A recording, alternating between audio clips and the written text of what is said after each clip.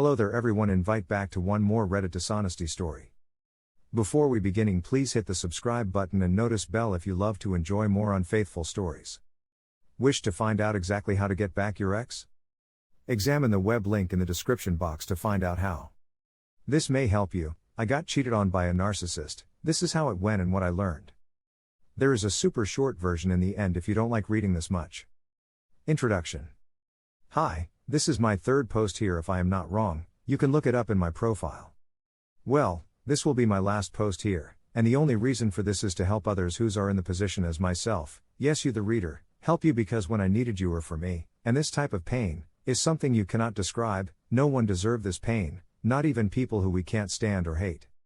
Well, first a resume. I had, 29M, a relationship of 6 years, ups and downs, with an ex-girlfriend, 30F, in the last 2 years were horrendous, she changed her feelings, lie, treated me like garbage, and then I found out, November 2021 she cheated for months, since August 2021 with someone else she met on internet. After we break up, I started to understand what happened. Because I didn't understand how it all went down, in my mind I was in love with her, and I never thought she would do that. I started to go to therapy with a bunch of doctors, post here, read books, watch videos, and some people here suggested that she may be a narcissistic, and I was, what the was that? I mean, I thought that narcissistic people were just something normal, like having pictures of yourself on your main screen in the phone and that was it, but dear God I was wrong. That's how my journey and understanding began. First part.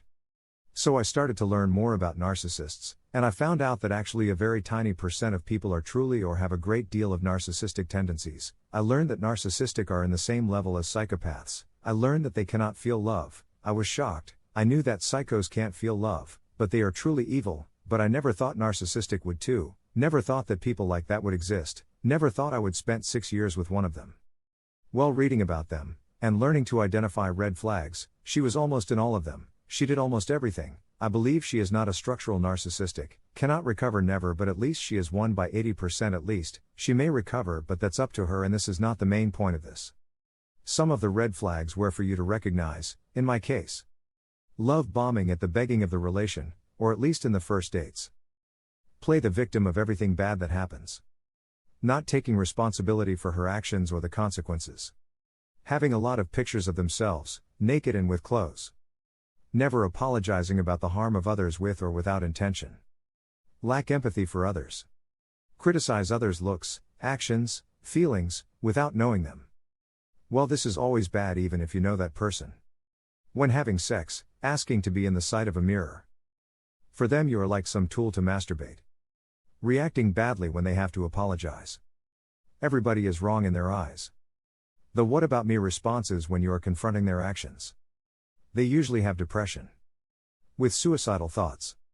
It's never enough for them, they rarely are happy with how things are played, for them, it is not perfect. They stay unhappy almost all the time, and you try to make them feel happy and that takes a great amount of your time and love. Whatever you do is never enough. They believe that they deserve everything great, never bad things. They believe it to be some type of king profile. Scream and act as their true nature when their mask falls off, when you say no to what they want or need from you. Great fear of living alone or being left alone. Some of them had childhood traumas unsolved, raped, child abuse, parents' issues. Well said, these people always need a victim, because they cannot live with themselves, that's the reason saying no makes them crazy, they need someone to feed on, take everything they cannot do by themselves, like love, self-love, time, problem-solving, money. Well, it turns out that they have a preferred type of victim, and that's high sensitive person, HSP, you can look it up in internet. I learned last week that I am HSP, I didn't know in my 29 years, woozy face, so I was there, taking all type of abuse, always worry about her well-being, about having everything she always wanted, defending her even against the state. I am a lawyer, it took my time, love and everything I had, and it was never enough for her, and that's where the last 2 years begins. All of this because I am very empathic. Well, because I was HSP, I didn't bother how she treated me, how she talked about the PPL. I cared, how negative she was. I knew she was a depressive person, with traumas, and I blame it all in that. I wanted to be her savior, her Superman. But that failed so big. I laugh a little now, then I learned that it is wrong to be a savior, because someone in that state can only be saved by herself, and I had a hard time when I learned that.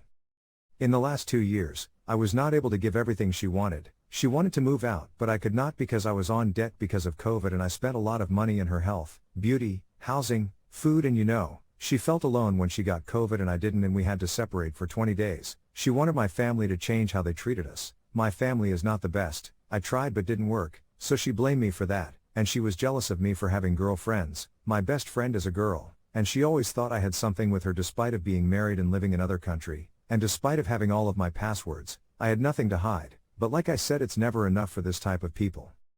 So I started to get away from friends for her. Wasn't enough. And it reached the point where nothing was filling her anymore about me, so that's when she started to change her feelings, March 2020. The worst thing about it was that she never told me about her change of feelings. When I asked her, she always lied. That's how I always believed she was still in love with me. Oh, that will land hard in the third part. Second part. Few more rocky months, and as far I know, she started to cheat on me. I didn't know about it. She went to see a sister in another city, and that's how it happened. She cheated on me and lied to me about it. So months passed by, and in November she told me she feels something for somebody, out of nowhere for me, and she painted it like it was a crush like I have for Angelina Jolie, upside down face, so I was okay with that. But one day I see a FB post of her tagging him like something more of love, so I decided to check her phone. I felt bad but had to know, and it was all there. It broke my heart. It took me 6 days reading it all. Because of the feelings I was going through, I felt betrayed by the one person I always believed to be the love of my life. I was taught that love must endure pain, but that's wrong. Pure love never has pain. Someone who truly loves you would never make you feel bad even without intention. Someone who truly loves you would never cheat on you. She destroyed me in every way possible: sexually, social, family, emotional, economic. Well, I got COVID, and in December I decided to break up and I moved out of my apartment until she finds someplace to move and everything. But guess what? I go there to talk some things, and I caught her with this guy in our bed, our nest of love. That was it. I took the strength and took them out of my apartment, and tell her to get out of my life. January 1st, 2022. And that's when I started to learn about narcissism, about HSP, and finally about self-love. Third part. After everything that happened, with your help, therapy, videos and books, and internet, I finally started to understand why it happened. I have childhood traumas because of my lack of emotional attachment with my parents, that made me thirsty for any sign of care or love, so I started to begging for a little love others gave me, like my ex with her love bombing. So I tried to fill that lack of love.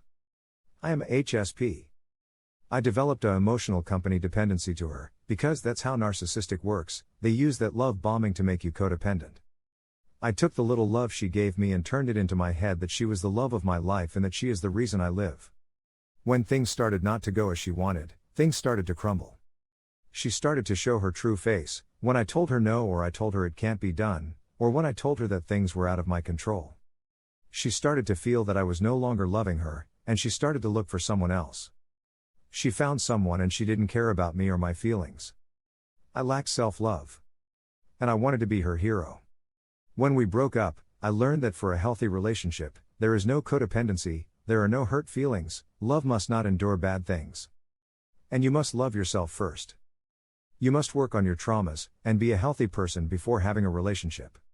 I am working on my self-love. I pray, go to therapy, read a lot, I do spirituality, buy things for myself, I go to eat alone, and start to do things alone.